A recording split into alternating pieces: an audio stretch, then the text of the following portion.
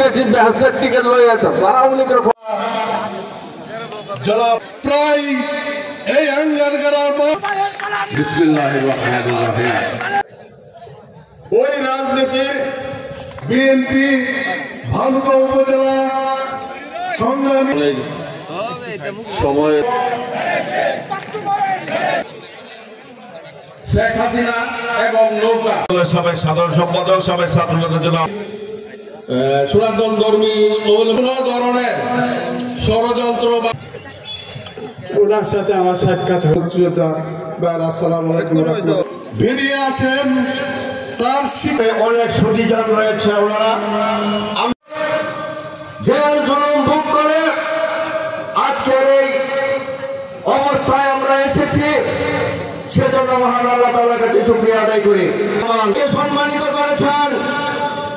ভারতের জনগণকে সম্মানিত করেছেন আপনাদের সকলকে সম্মানিত করেছেন সমানভাবে কাঁধে নিয়ে জাতীয় সংসদে যেতে চাই